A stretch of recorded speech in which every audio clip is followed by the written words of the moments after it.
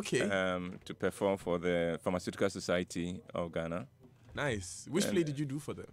Everyone has a secret. Oh, I love that. Everyone has a secret, and it's one of our most entertaining play. And then came back, and all kinds of exciting things happened. And then, in addition, I'm in the middle of preparing for my one-man show. Your one-man show? My one-man show. We can't wait for it. That's the Q3 show, isn't it? That's the Q3 show. Okay, now let me tell you about that since we've come there. Okay. The date was 6th September 2008 at the National Theatre, and all 3 floors of its auditorium were filled with highly expectant patrons. The counselor, preacher, radio segments presenter, and motivational speaker, Uncle Eberwhite cemented yet another description, playwright, to his name. Then he made an emphatic promise: a brand new, original, and world-class play every quarter. What? Are they crazy? Well, crazy or not, Roverman Productions was born. The first play, Unhappy Wives, Confused Husbands, opened a new page in theatre in Ghana and sold out show after show. Well, here we are, 10 years after, riding through almost 40 plays and consistently keeping that promise alive. With the gracious support of partners, sponsors, media, and intimate embrace of highly valued patrons, we have shared rapturous laughs, spontaneous cheers, high-octave emotions, deep, thoughtful sentiments, and great value. Uncle Eberwhite and Roverman Productions team sent our heartfelt gratitude and thanks to all for 10 years of awesome experiences. Now, are you ready for the next level? Join us at the National Theatre on 1st, 2nd, 8th and 9th September to toast out the old and cheer in the new Roverman decade. It's a crazy ride and you can't miss it. Stand by for further details. Roverman Productions, be the difference. And Dan, Roverman Productions would not have been possible without this platform. And I am eternally indebted to Joy FM for its partnership and its support for this. Roverman is where it is just because of this platform. We love you too, Uncle Ebo. We are glad to share in this amazing story. Right. Then, in the late 60s and early 70s, there was a boy who always looked forward to 6:45 a.m. on Saturday mornings. At 6:45 a.m., this boy, who was staying with his uncle at Kaneshie, made sure that he would be cleaning and mopping the floor of his uncle's hall, and the radio would be tuned to GBC2. Nobody knew why the boy was always eager to be in the hall cleaning at 6:45 a.m. on Saturdays. They thought he just loved cleaning the hall. But the truth was that at 6:45 a.m., there was always a preacher on GBC2. The program was called The Hour of Visitation, and the preacher always was Brother Isaac Abebio, who later became Reverend Isaac Abebio. Okay. I am that boy who never missed the program. I love the voice of Isaac Abebio. I love the way he presented the gospel. I loved his take on Bible passages, even those I knew well, and how he made them come alive. I was to meet him years later when I became part of Youth for Christ in 1974. In those days, Youth for Christ was hosted by the Our Visitation Choir and Evangelistic Association, HOSIA, the ministry that was founded and led by Isaac Abebio. He had graciously given Youth for Christ a room in the building that housed his ministry. Reverend Isaac Abebio was a remarkable man, a gifted preacher, and an incredible leader of men. He did not talk much, but I never heard him raise his voice, and yet there was this aura of authority and integrity that made people obey him without question. He did not demand respect, but he commanded it by living a very respectful and godly life. He was the first celebrity of the Christian community in Ghana. His name was a household one across Ghana, as many people regarded him as the Billy Graham of Ghana. And yet, Brother Isaac carried himself with such humility that in his presence, he made you forget what a spiritual giant he was. He smiled a lot, and that was his way of acknowledging you when he met you. He became a role model for a lot of us young Christians. He was always self-controlled and always cool. Nothing fazed him. Nothing upset him. It was as if he lived in a different world where everything had a meaning and everything was under control.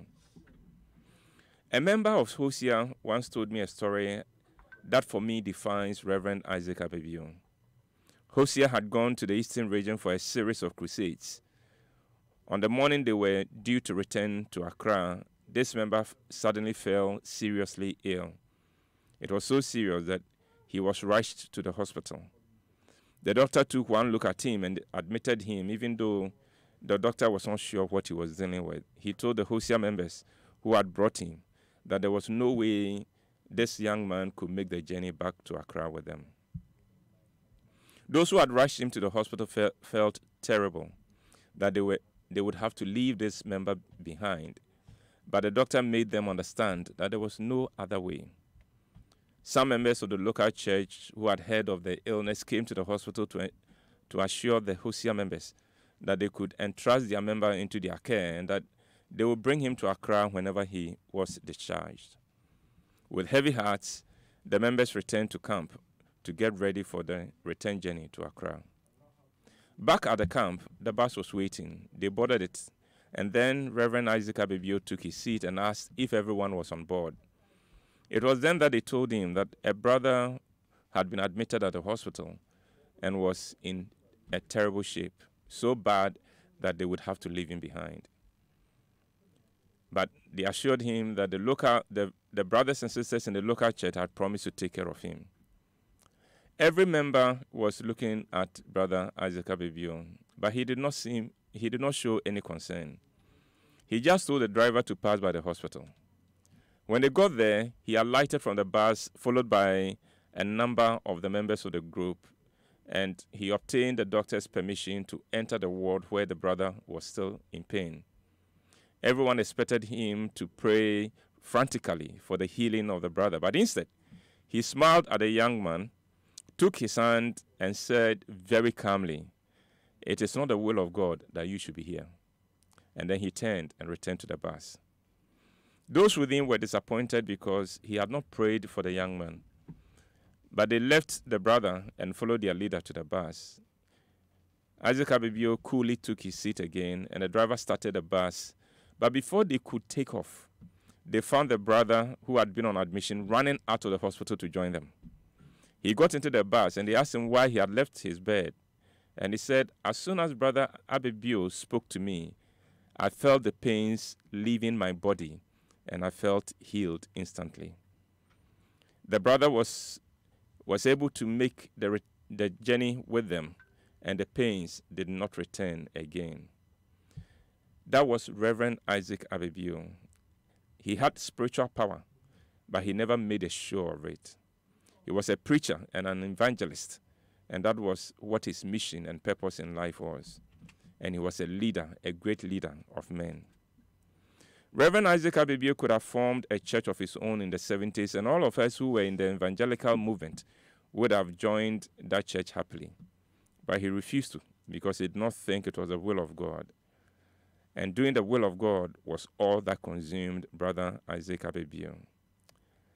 Then, on Saturday, August 4, 2018, this great man of God and this incredible Ghanaian was buried.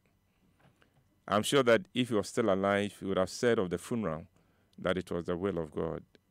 He is survived by his wife of 51 years, Auntie Grace, and 6 children. He was 78. I owe a lot to Reverend Isaac Abibio. He modeled for me how a Christian leader ought to carry himself and how a Christian ought to seek and walk in the will of God. With his departure, a great man has left us.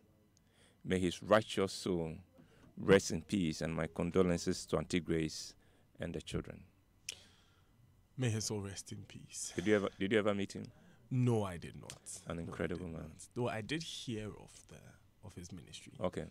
Yes, my parents told me about it. All right.